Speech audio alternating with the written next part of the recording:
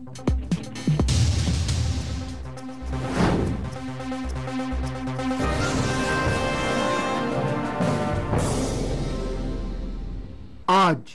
सबसे महत्वपूर्ण मसला जिसे आप पिछले साल भर से देखते आ रहे हैं, उसके बारे में आखिरी बार आपसे बात करेंगे और ये बात सिर्फ और सिर्फ आपके लिए होगी। ऐसा लगता है देश चलाने वालों ने यह फैसला कर लिया है कि जब भी भ्रष्टाचार के खिलाफ कोई आवाज उठाएगा उसे अपराधी घोषित कर दिया जाएगा और जो भ्रष्टाचार करेगा उसे इनाम दिया जाएगा। इसमें सरकार चलाने वाले भी शामिल हैं और सरकार चलाने का विरोध करने वाले भी शामिल हैं। देश बहुत नाजुक दौर से गुजर रहा है। एक तरफ इंडियन आर्मी के ईमानदार जनरल हैं तो दूसरी तरफ सरकार है, राजनीतिक पार्टियां हैं और वो तमाम नेता हैं जो भ्रष्टाचार को बढ़ावा देने में लगे हैं। आप उनके नाम भी जानते हैं, उनके चेहरे भी जानते हैं। ऐसे लोग जब टेलीविजन पर आते हैं, इस देश का आम आदमी टेलीविजन बंद करके मनोरंजन चैनल की तरफ बढ़ जाता है। वो नेता आज सबसे ज्यादा बोल रहे हैं क्योंकि उन्हें सरकार और सीबीआई से बचना है। दो टूक में आज हम उन सारे सवालों के जवाब तलाशेंगे जो chief of army staff general VK Singh के इंटरव्यू से खड़े हुए हैं। सबसे पहली बात जो समझनी जरूरी है वो ये कि सेना में हथियारों और ट्रकों को खरीदने की जिम्मेदारी सरकार की है, सेना नहीं खरीदती। सेना खरीदने की दरखास्त देती है जिसे सरकार क्या खरीदे क्या नहीं खरीदे वो फैसला करती है। आपकी समझ में आ गया होगा कि सेना खुद ये सामान नहीं खरीदती, रक्षा मंत्रालय खरीदता है। हथियारों और ट्रकों की खरीद फरोख्त का फैसला रक्षा मंत्रालय में बैठे अधिकारी लेते हैं और उसके ऊपर मोहर राजनेता लगाते हैं, यानी रक्षा मंत्री और प्रधानमंत्री लगाते हैं। इसीलिए जो भी घोटाला होता है, जो भी दलाली और बिचौलिए का धंधा है, उसके लिए जिम्मेदार रक्षा मंत्रालय में बैठे सिविलियन अधिकारी हैं। यह बात किसी से नहीं छिपी है कि देश में रक्षा सौदा किस तरह से होता है और इसमें दलालों और बिचौलियों का क्या रोल है। जनरल वीके सिंह ने सैन्य सौदे में होने वाले भ्रष्टाचार को उजागर किया है। यह सरकार की ड्यूटी है कि पूरे सिस्टम से भ्रष्टाचार को खत्म करे, मामले की तहकीकात करे, रक्षा मंत्रालय में बैठे अधिकारियों के खिलाफ कार्रवाई करे और उन सवालों के जवाब दे जिन सवालों का जवाब देश जनरल वीके सिंह की लिखी हुई चिट्ठियों से, जिन्हें किसी देशद्रोही ने उजागर किया है। लेकिन एक बड़ा काम वो कर गया। अचानक हमारे ऊपर हमला होता और हम किंग कर्तव्य विमूढ़ हो जाते। उसके पहले ये कैसे हालत आई और क्या ये हालत सही है, इसका जवाब सरकार को देना चाहिए और अधिकारियों के खिलाफ कार्रवाई करनी चाहिए जिन्होंने देश को ऐसी जगह ला करके खड़ा कर दिया। लेकिन ठीक उल्टा हो रहा है। हालात यह है कि देश के थल सेनाध्यक्ष को भ्रष्टाचार के मामले की जांच के लिए सीबीआई को कहना पड़ रहा है। सबसे पहले आपको दिखाते हैं army chief general VK Singh का इंटरव्यू का कुछ अंश जिसकी वजह से पूरे देश में हंगामा मच गया।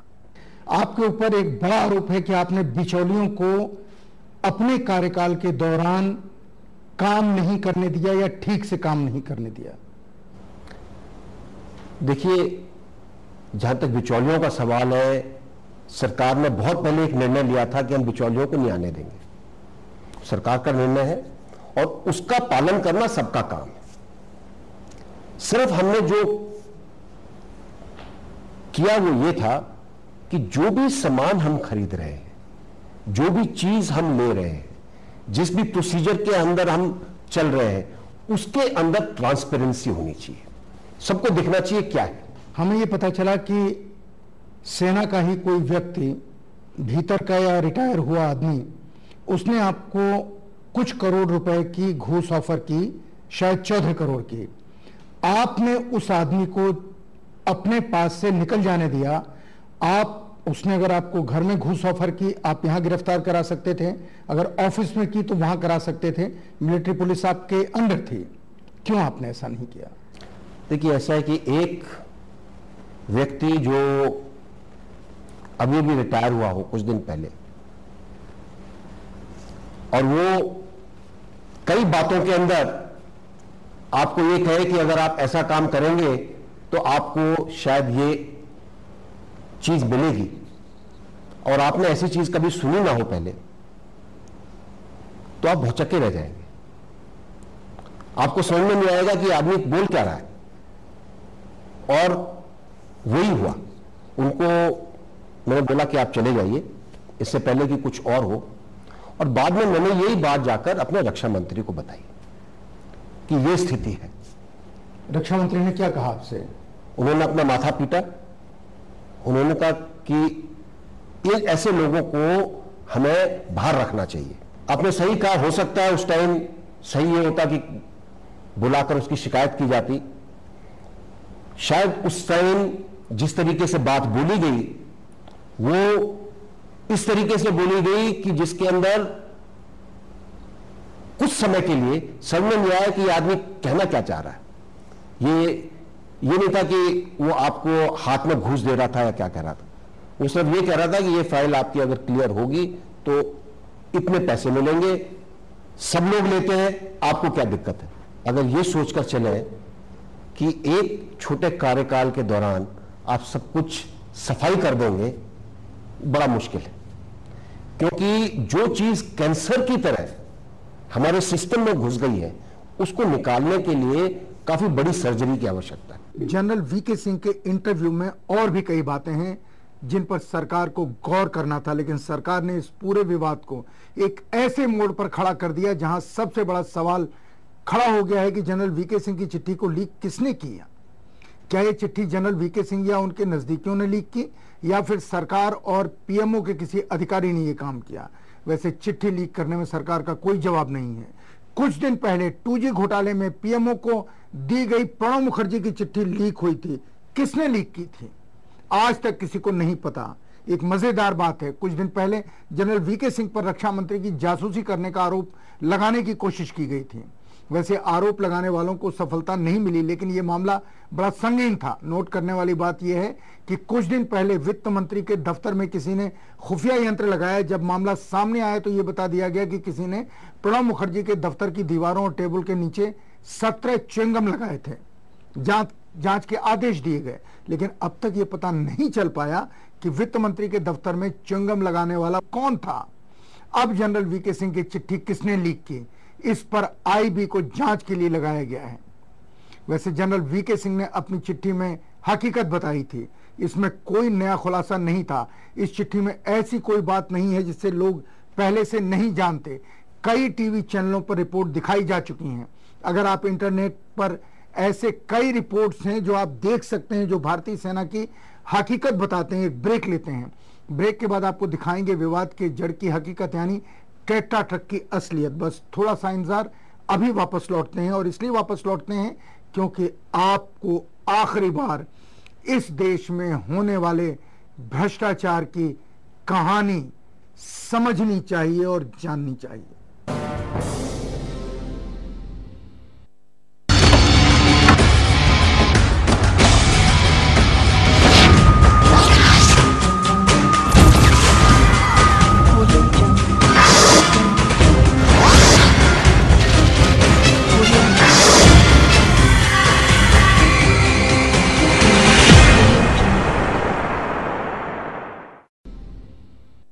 ब्रेक के बाद 2 टूक में आपका स्वागत है।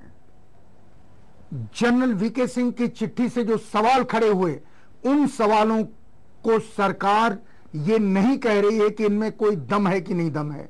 किसने चिट्ठी लीक की ये कभी आपको पता नहीं चलेगा, क्योंकि चिट्ठी वहीं से लीक हुई है जहां ये चिट्ठी गई है। इसलिए नहीं पता चलेगा, क्योंकि जनरल वीके सिंह ने कहा है कि ऐसा व्यक्ति देशद्रोही है। अब उस मामले की लीपापोती हो जाएगी, पर वो सवाल, उन सवालों का जवाब कोई नहीं दे रहा है जो जनरल वीके सिंह ने उठाए हैं। रक्षा मंत्री क्यों नहीं कह रहे हैं कि जितनी चीजें कैटेगोरिकली कही गई हैं 1, 2, 3, 4, 5 में, वो सब गलत हैं। और जनरल वीके सिंह की ये चिट्ठी पहली चिट्ठी नहीं है। हमें प्रधानमंत्री कार्यालय के सूत्रों ने बताया कि ये चिट्ठी 7वीं या 8वीं है। वो बाकी चिट्ठियां कहां हैं जिनको जनरल वीके सिंह ने प्रधानमंत्री को चिंता के तौर पर उनका ध्यान आकर्षित करने के लिए लिखा था। हम मांग करते हैं कि प्रधानमंत्री कार्यालय उन चिट्ठियों को सार्वजनिक करे और बताए कि किस तारीख से जनरल वीके सिंह ने उन्हें लिखना शुरू किया और क्या लिखना शुरू किया। जनरल वीके सिंह के इस इंटरव्यू के बाद रक्षा मंत्री ने जांच के लिए मामले को सीबीआई के पास भेज दिया। संसद में उन्होंने कहा कि जनरल वीके सिंह ने लिखित शिकायत नहीं की और घूस देने वाले शख्स पर कार्रवाई नहीं की। वैसे कार्रवाई करने का फर्ज रक्षा मंत्री का था। सेना रक्षा मंत्रालय के अधीन काम करती है। अगर जनरल वीके सिंह ने इसके ऊपर कोई कार्रवाई नहीं की तो रक्षा मंत्री ने उन्हें सैक क्यों नहीं किया, उन्हें बर्खास्त क्यों नहीं किया? रक्षा मंत्री सेनाध्यक्ष के ऊपर होता है। अगर सेना या सेनाध्यक्ष रक्षा मंत्री की बात नहीं मानती है, रक्षा मंत्री को उसे बर्खास्त कर देना चाहिए। और क्या रक्षा मंत्री ने यह बात प्रधानमंत्री को बताई थी? अगर बताई थी तो प्रधानमंत्री ने यह काम क्यों नहीं किया? और अगर रक्षा मंत्री ने प्रधानमंत्री को नहीं बताई थी तो रक्षा मंत्री जी आपको सलाम। सेना सिर्फ उपकरणों का इस्तेमाल करती है।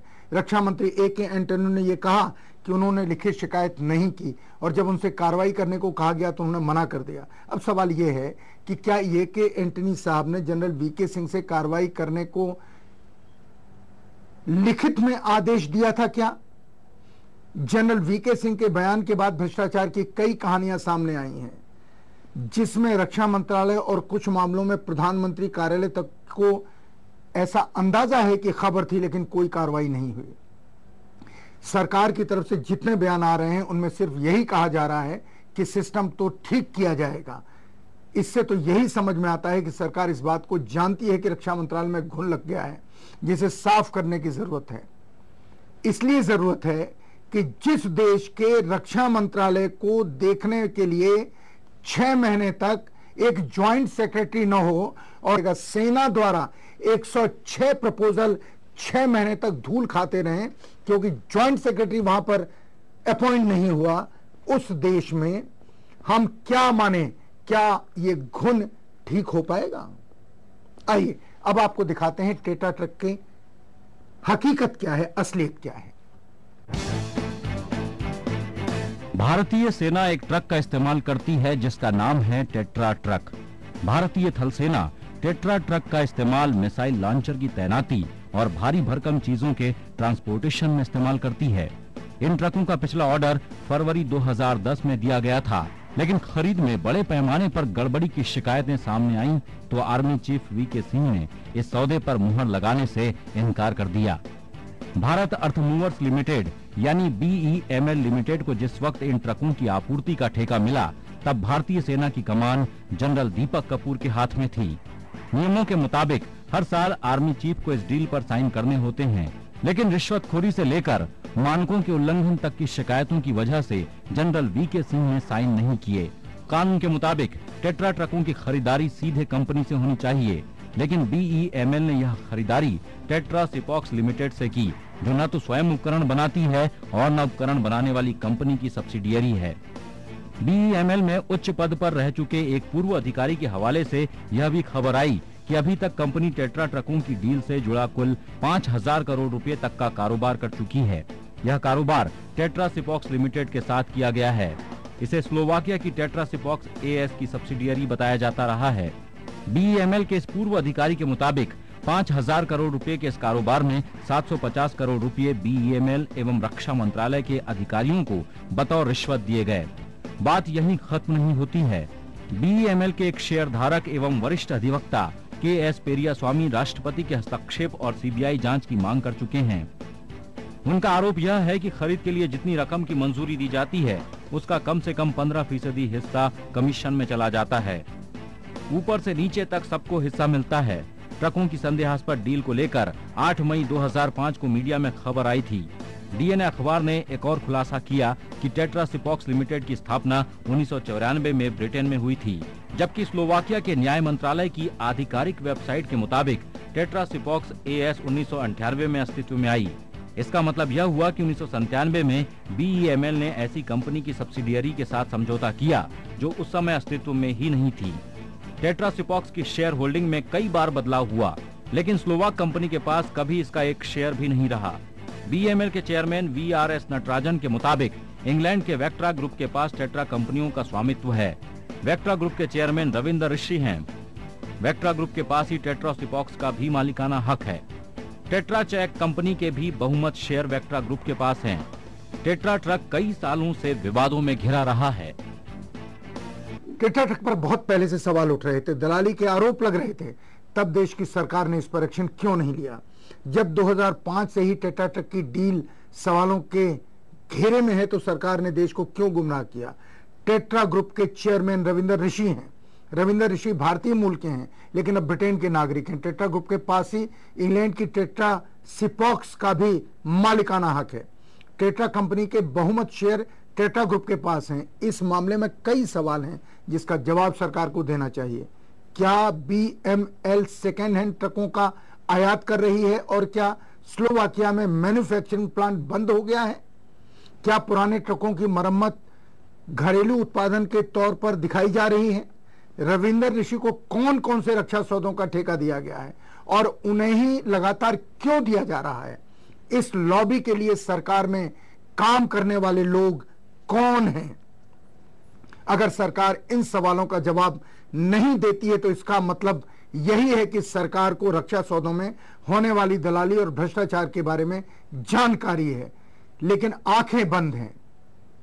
ऐसे में अगर एक ईमानदार जनरल सवाल उठाता है तो क्या गलत करता है? क्यों मुलायम सिंह यादव, शरद यादव, शिवानंद तिवारी जैसे लोगों को अचानक बुखार हो जाता है? वो क्यों जवाब देने के लिए खड़े हो जाते हैं? इन सवालों के जवाब हम चाहेंगे कि ये तीन विपक्षी नेता जो सरकार के वकील बने हैं जवाब देश को दें। एक ब्रेक लेते हैं, ब्रेक के बाद इस विवाद से जुड़े सच से पर्दा हटाएंगे। बस थोड़ा सा इंतजार, अभी वापस लौटते हैं और उन कारणों की भी जांच करेंगे कि क्यों मीडिया, सरकार और विपक्षी दल इस मामले में देश को गुमराह कर रहे हैं।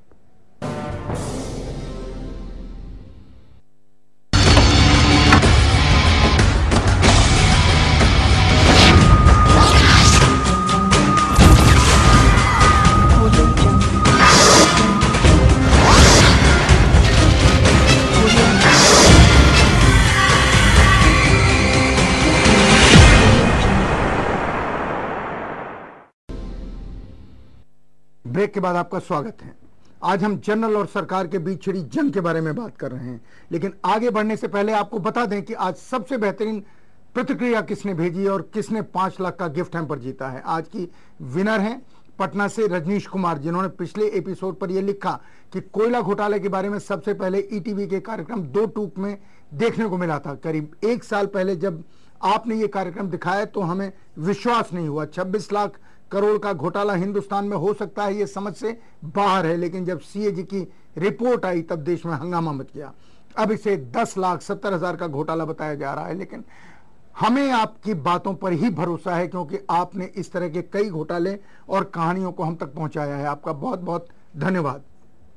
इस प्रतिक्रिया के लिए रजनीश कुमार को 5 लाख का गिफ्ट हैम्पर मिलता है। आज के सर्वोत्तम प्रतिक्रिया को डेली मल्टीमीडिया की तरफ से मिलता है 5 लाख का गिफ्ट हैम्पर। इस इनाम के स्पॉन्सर है अंकुश कैपिटल। आप भी इनाम जीत सकते हैं। आप अपनी प्रतिक्रिया 562635 पर एसएमएस कीजिए। एसएमएस करने के लिए पहले आप कैपिटल लेटर्स में DT टाइप करें और अपनी प्रतिक्रिया लिखें। साथ ही अपना पता लिखना ना भूलें।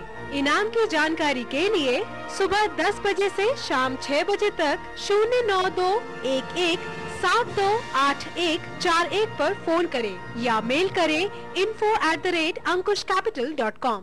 कोयला घोटाले के बाद अब सेना के घोटाले सामने आ रहे हैं। देश को जनरल वीके सिंह को धन्यवाद देना चाहिए क्योंकि उन्होंने इसे एक्सपोज करने की हिम्मत की, जबकि सारे लोग पिछले 10-15 साल के प्रधानमंत्री, 10-15 साल के रक्षा मंत्री और 10-15 साल के सेनाध्यक्ष इसे दबा रहे थे। जब से जनरल वीके सिंह ने सेना अध्यक्ष की जिम्मेदारी संभाली है, तब से उन्हें विफल करने की कोशिश जारी है। जनरल वीके सिंह ने सेना के आधुनिकीकरण के लिए एक प्लान तैयार किया। ये प्लान डिफेंस मिनिस्ट्री में लटका हुआ है। उन्होंने इस बीच कई ऐसे काम किए जिनमें आर्म्स डीलरों और बिचौलियों की नींद उड़ गई। भारत का सैन्य इतिहास यही बताता है कि आर्म्स डील के दौरान जमकर घूसखोरी और घपलेबाजी होती है। जनरल वीके सिंह सेना के अस्त्र शस्त्रों की खरीदारी में पारदर्शिता लाना चाहते हैं। वो एक ऐसा सिस्टम बनाना चाहते हैं जिसमें सैनिकों को दुनिया के सबसे आधुनिकतम हथियार मिलें, लेकिन कोई बिचौलिया ना हो और ना ही किसी को दलाली खाने का अवसर मिले।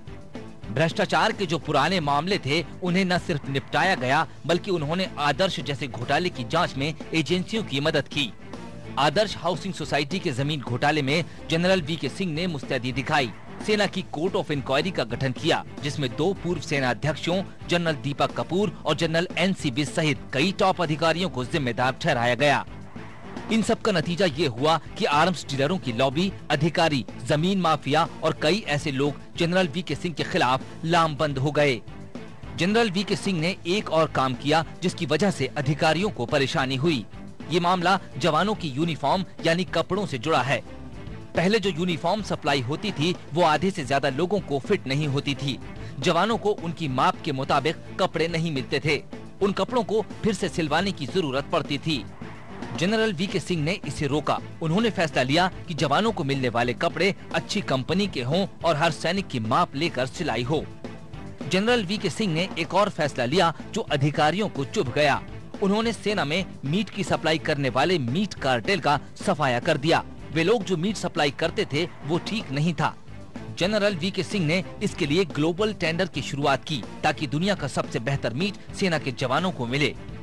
जब जनरल वीके सिंह ने थल सेना अध्यक्ष का पद संभाला उस वक्त भारतीय सेना की साख दांव पर लगी थी। सेना के कई घोटाले उजागर हो चुके थे। अब तक ईमानदार समझे जाने वाले इस महकमे को लोग शक की निगाह से देखने लगे थे। सेना के लोग भी दबी जुबान में कहने लगे थे कि कुव्यवस्था की वजह से उनकी स्थिति खराब होती जा रही है। लगता है देश में जो ईमानदार और आदर्शवादी लोग हैं उनके लिए सरकारी तंत्र में कोई जगह नहीं रह गई है। उन्हें इनाम मिलने की जगह सजा दी जाती है और जलील किया जाता है। पहली बार देखने को मिला कि संसद सवालों से चिंतित नहीं है। संसद इस बात से चिंतित है कि चिट्ठियां किसने लीक की, रक्षा मंत्री ने क्यों सही जवाब देश को नहीं दिए, इसके लिए संसद चिंतित नहीं है। इस मुल्क के आम आदमी का बेटा अपनी जान इसलिए देता है कि देश की हिफाजत कर सके। आपके घरों में तिजोरी भरने के लिए अपनी जान नहीं देता है। इस मुल्क का आम आदमी चिंतित है, चौकन्ना है, पूरी राजनीति को सवालों के दायरे में खड़ा कर रहा है। इसलिए आपसे एक अनुरोध है, कृपा कर इस मुल्क को बचाने के बारे में गंभीरता से सोचिए। और आप जो इस प्रोग्राम को देख रहे हैं, आप कब खड़े होंगे? आप कब भ्रष्टाचार के खिलाफ आवाज उठाएंगे? आप कब इन गैर जिम्मेदार राजनीतिज्ञों के खिलाफ अपना हाथ खड़ा करेंगे? आज ये प्रोग्राम आखिरी प्रोग्राम है, लेकिन आपको एक बात बताएं, ये प्रोग्राम इसलिए नहीं बंद हो रहा कि सरकार नहीं चाहती या विपक्षी दल नहीं चाहते, बल्कि ये प्रोग्राम इसलिए बंद हो रहा है क्योंकि हमारा और ईटीवी के बीच हुआ करार आज खत्म हो रहा है। ईटीवी ने जिस बहादुरी के साथ इस प्रोग्राम को चलाया उसके लिए ईटीवी को धन्यवाद, जगदीश चंद्र को धन्यवाद, ईटीवी की पूरी टीम को धन्यवाद। बहुत दबाव इनके ऊपर आए, इन्होंने उन दबावों को झटक दिया। आप हमारे साथ हमेशा जुड़े रहेंगे। चौथी दुनिया हमेशा आपके साथ है, देश के साथ है, उनके साथ नहीं है जो देशद्रोही हैं और देश के खिलाफ काम कर रहे हैं, चाहे वो सफेद कपड़े पहन के राजनेता हों या ब्यूरोक्रेट हों। हम हमेशा आपके साथ हैं। और आखिर में हम जो कहते हैं सच कहते हैं, दो टूक कहते हैं। जय हिंद। कैसा लगा आपको हमारा ये कार्यक्रम? आप अपनी राय दे सकते हैं feedback.dotook@gmail.com पर।